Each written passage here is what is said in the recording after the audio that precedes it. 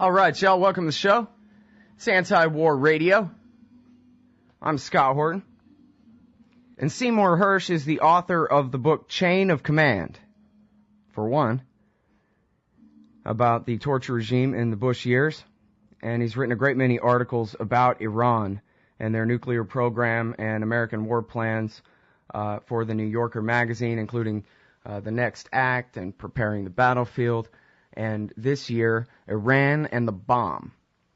And he's got a follow-up here at the New Yorker from the 18th, Iran and the I.A.E.A. Welcome back to the show, Cy. How are you doing? Okay. All right. Well, thanks very much for joining us today. So to get right to the meat of this thing, as far as especially your particular reporting that we can't find out other places, you have sources who have told you the results of CIA and JSOC, I think boots on the ground investigations of Iran's nuclear program inside of Iran, right? Yeah, well, I've been writing for the New Yorker about stories about the Joint Special Operations Command's operations inside. I think they started sometime in late '04, probably as good a guess as any, certainly by '05. And what happened simply is that Vice President Dick Cheney in particular, those are the Bush-Cheney years, was convinced that Iran was cheating. But even though it was a member of the Non-Proliferation Treaty community, and all of its declared facilities, nuclear enrichment facilities, were declared to the International Atomic Energy Agency, which is the sort of the UN watchdog group for monitoring nuclear development.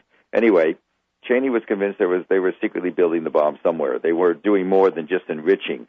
They were actually manufacturing weapons. And so he had the Joint Special Operations Command send teams in, and most of the work was done. We worked with locals. We worked with Azeris, dissidents rather, people who were against the mullahs, the regime that was dominating, the religious regime in Tehran. Azeris, Kurds, they worked with Iranian Kurds. They worked with the Jandela, which was a pretty hardline Sunni fundamentalist group that was also very much in opposition to the government. And the idea was to inspect any place we thought there might be secret weapons manufacturing going on and other facilities, and also to get tough with certain people if they had to. I don't know exactly what was done, but I do know that we targeted certain people. Whether this was why certain people got assassinated or not, as you know, 3 or 4 nuclear scientists have been assassinated, and it's not clear. Israel, more or less, by default, seems to suggest they did it, but who knows? And I don't certainly know. I just know they were targeted, whether we actually accomplished something or not. But there you are. That happened, and that was going on until the end of the Bush-Cheney years. What I've done now is not really an article for the magazine, Scott. I just did a blog item in response to the report a few weeks ago by the International Atomic Energy Agency. Well, I'm sorry. Let me hold you right there for a second, because the part I wanted to get to about JSOC on the ground there wasn't just possible involvement in the assassinations, but what you reported in Iran and the bomb, I think in April, was that they had put sensors everywhere, fake street signs and sensors in the roads, and they had done this long-term investigation, and they still were standing by their conclusion that they really couldn't find any evidence of a secret parallel nuclear program, a nuclear weapons program inside Iran. Is that correct? Yes, that is not only correct, but also in '07, the American intelligence community, 16 agencies got together and produced what they call a National Intelligence Estimate, NIE, a highly classified paper, but elements of which are always sort of spread out, leaked a little bit. And they did a study that said that as far as they could tell, Iran dropped all interest in the weaponization, even considering and looking at weaponization seriously in '03 when we attacked Iraq. The point being that the Iranians had a war, and by the way, that estimate, the NIE, was updated in 2011, and I did a piece this June about it in the New Yorker, saying both the 07 and the 2001 estimates also said nada there. But here's the critical point.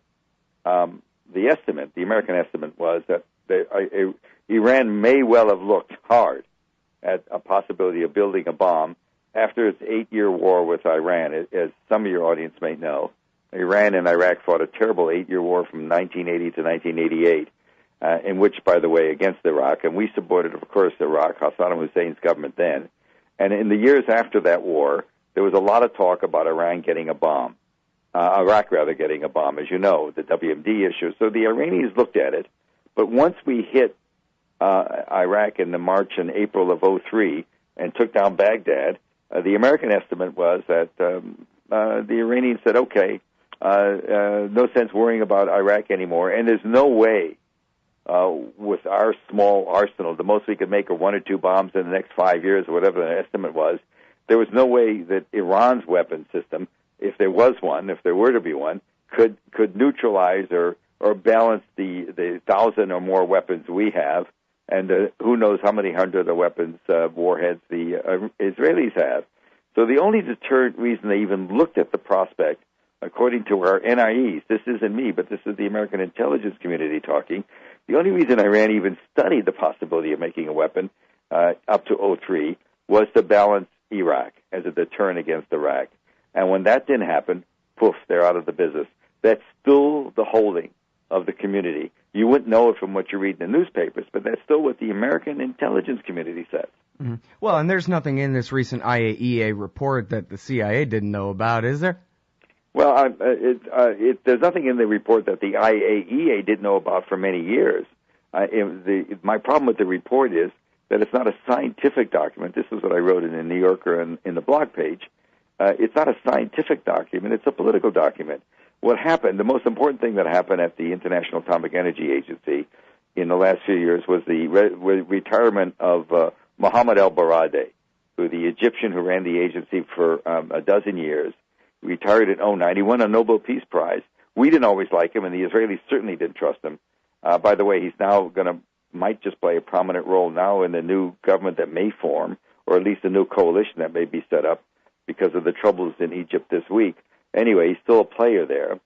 And Baradei, when he was there, initially was very angry at Iran for its early work, and then worked out a lot of problems. There were always stuff put in papers, always stuff published in the London press, and even here in America, allegations about cheating that the IAEA would investigate under el-Baradei, and they would write reports every quarter, 4 times a year, and they would say, hey, 2 things are important. One, we looked at this allegation. We can't verify the substance of the claim. A published report in, let's say, the London Sunday Times about they're doing some kind of trigger work.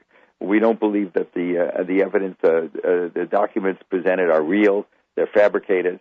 We're going on. And also, what the IAEA did then, all during the last 10 years, and even in the new report, the one that includes sort of a catch-all, what the IAEA said is that we've also, our cameras, everything that we know in Iran is under camera inspection and also individual inspection. We've never detected any evidence of a diversion of uranium. In other words, if the Iranians are going to build a bomb, they have to build it with enriched uranium, and none of the uranium that's now being enriched to low levels, by the way, not near the weapons grade level, has been diverted. So they're going to have to get the uranium from someplace else, 90%, 95% enriched uranium. Right now, the Iranians, the most they enrich anything is a small amount of 20% for medical purposes. But most of the stuff they're enriching is around 3.8% to run a power plant. Meanwhile, the critical issue is in 2009, he retires, el-Baradei. The new director general is a Japanese politician named Amano.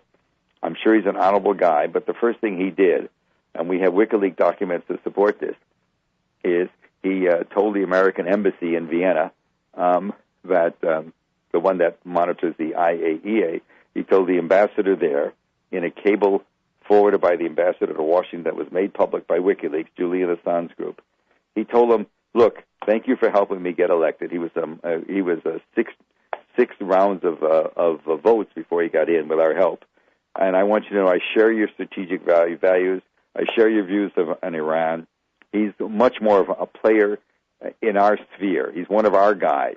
So you have a change in leadership that results in a much tougher tone on Iran, and it results in the case in the last 2 weeks, taking a lot of old allegations, recycling them. Being very careful to caveat what he said. The report was called Possible Military Uses, and the language of the report is maybe, perhaps, we believe this information is, quote-unquote, overall credible, all these caveats. But it added up, and this isn't me talking. I talked to a number of people who worked at the IAEA. One couldn't be named, a senior guy still there. One just retired, an American named Kelly, a very competent guy. 30 years he worked in the American nuclear business, warfare business, before going to the IAEA. And these guys are quoted in this blog item as saying there's nothing new, we don't understand what's going on here. And privately saying, which they don't like to say in public because they don't want to diminish the IAEA, that they have a lot of grave doubts about Amano and his integrity. Not so much his integrity, about his sense that he must do the American bidding, which he probably wants to do. I'm not suggesting he's corrupting his opinion. He's just got a different opinion. He's less objective. Well, and he's taken all the things that Baradei just refused to include in the report, including the alleged studies documents from the so-called smoking laptop. And I was wondering, when you talk with your sources about that laptop, do they say that, well, for example, they agree with Gareth Porter's reporting that it was manufactured by the Israelis and funneled into the stream by the Mujahideen Khalq? Or do they still just shrug and say they don't know where it came from? Do they believe it or not? Well, I did do some reporting on it, and I think I wrote a piece a few years back for the New Yorker. I did talk to, it was delivered to an Allied intelligence agency. A laptop suddenly appeared. They passed it off to us. The Allied intelligence agency was very skeptical. It did include about 1,000 pages or something like that, many hundreds of pages of crude drawings that showed basically fantasy drawings about putting a warhead on making a warhead and then putting it on a certain kind of missile that the Iranians know to play. We call it a Shabbat 3, mid-range missiles, trying to figure out what stage rockets you would have. And most of the paperwork that was done was crude, was amateurish, didn't make much sense to the experts in terms of, certainly wasn't something done at a sophisticated weapons laboratory. That doesn't mean somebody at the University of Tehran didn't draw something. But basically the conclusion of the IAEA was that they really weren't very credible. And therefore, when Mr. El-Baradi reported about it, and what you're saying is correct, over the years, he would list a series of, we've had these new allegations that appeared either in the press or they were relayed to us by Western powers, most of which, that means America, which is the main funnel for this kind of information. And he would dismiss it. He would look at it. And what you're getting in the new report was most of these allegations recycled without the notion, unless you happen to read the earlier reports, that El-Baradi, in El-Baradi's time, they had been discredited. And so this report leans heavily, obviously, on the laptop, which was very much discredited by most people in the community. I say by most of them at this point. It was a laptop from where? No provenance. And so there you are. Well, now, here's the confusing part to me, though. It seems like what you're reporting here must be, for example, Hillary Clinton's understanding of the situation. I mean, she may be in disagreement about her, suspicions about where they mean to go from here or something like that. But the reality is the reality. If it's the Americans and the Israelis who are trying to always push the IAEA to come up with this nonsense, they know it's nonsense too. So I wonder, I know you said in your last article on this subject, Iran and the bomb, you have at least some sources in Israel. We see two, at least, maybe three former heads of Mossad saying don't attack Iran and all this. And I just wonder whether it's just blatant at this point that this is merely a pretext, that all sides, in Israel and America understand that there's not really a nuclear weapons program there, that they would have to withdraw from the treaty and kick the inspectors out and announce they're making a bomb, basically, to get started on one. And so what is the point of this? Or are they really afraid of a nuclear electricity program and a light water reactor at Bushehr? I mean, come on. Look, I can't get into the minds of Israel. There's a great division in Israel, which the former head of the Mossad and Meyer Dagan, who's as tough as they come. He was the guy that was involved in the attempted assassination in Dubai a year or so ago. I mean, a really tough character.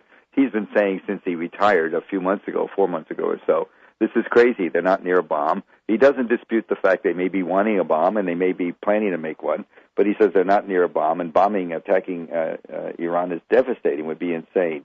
On the other hand, you have both Ehud Barak and his one-time bitter enemy, Bibi Netanyahu, the two leaders of Israel, in agreement on this. You have a defense minister and a prime minister both agreeing that this is an existential threat. I have no idea what they really think. I have no idea if they're just talking through their hat. My guess is they are. I'm pretty sure that this administration, despite its tough talk about Iran, does not want to see Israel to attack Iran.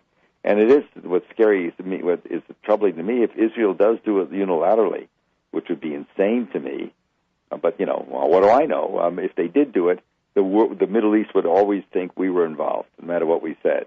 So well, and I'm sorry, because I really phrased the question too broadly. What I should have asked you was, what do the intel guys that you talk to over there think? They basically agree with the CIA about this, no? It's complicated for me because I did talk to senior people there, and the ground rules were so prohibitive that I couldn't really write what they said. I wasn't allowed to report. I can tell you in general that there are smart people in Israel, in intelligence and in the military, who do know that two things. They know that they do believe that the Americans are probably right when they say that Israel Israel's ambition about building a bomb dwindled in 2003. Iran's. I beg your pardon. Iran's ambitions dwindled in 2003 when we took down Baghdad. That clearly whatever efforts they had were aimed at Iraq and not at deterring us or Israel, because how could you with one or two bombs? And they also agree that they're not near a bomb. They do think they still might make one. But the most important thing is I've had people say to me, in essence, that it's also understood by many in the military and the intelligence community there that Israel, that Iran, with this 2,000 years of Persian society, they understand that if they got a bomb and they threw it at Tel Aviv, the scare scenario we always see, they would be incinerated. That the Israeli response would take out the 300 warheads hitting Iran. So they understand that, and there are people in Israel who understand that there is a deterrent quality. You don't use a bomb. The bomb, and what these Iranians have said, Ahmadinejad, crazy as he may seem, and others, Larijani and others, have said, the bomb, among other things, there's a fatwa against it, which we always diminish but dismiss. Ayatollah Khomeini issued a fatwa about 15 years ago, saying it's an ungodly, it's against the Quran to build such a weapon. I'm prepared to believe that there are many people in Iran who take that seriously. I know in America that doesn't sell, but that's just what they say. They do take it seriously. And also the other issue is they're also totally aware that the bomb doesn't buy them any security. I mean, this is all what, this is, does our huge arsenal, does that help us in Iraq? Did it help us in Vietnam? Did it help us in Afghanistan? I mean, come on. There's asymmetrical warfare, they call it. That's what the whole business is about. But anyway, so I'm putting a finger in the dike, because the mainstream press has pretty much gone along with the sort of exorbitant language in the I.A.E.A. report and all the doomsday talk. They've gone along pretty totally, and so it's a little depressing to me. But there is another side to everything. And maybe common sense will prevail, or maybe somebody with some diplomat or some official with gravamen and standing will stand up and say, as nobody did before the Iraqi war, and nobody may do now, somebody in the inside will say this is crazy. But so far it's not happening. Mm-hmm. Well, there was that one guy that you said you talked to, Kelly, who also spoke to the Christian Science Monitor and the Real News so far. So he seems willing. Maybe he could get on TV. Well, I'll tell you something about Bob Kelly. It's interesting to me. He's a former inspector. He's retired. I knew him as a tough guy inside. He was very skeptical of Iran, and he still is skeptical of some things. But this new report is a non-starter, and people on the inside know it. I quote more than him. I quote people, others in the American non-proliferation movement. Most of the people who know anything about proliferation basically see the problems with the report. that it simply was way overblown. In any case, I'm off to lunch and coughing away with my cold. Okay. It was good to talk to you, Scott. Yes, thank you very much for your time, problem, Scott. I sir. really appreciate Bye-bye. it. Anyway, that's Seymour Hersh. The latest is a blog entry at thenewyorker.com, Iran and the IAEA. Previously, he wrote Iran and the Bomb. That was in June, not April, like I said when I was wrong. And you can find the whole thing.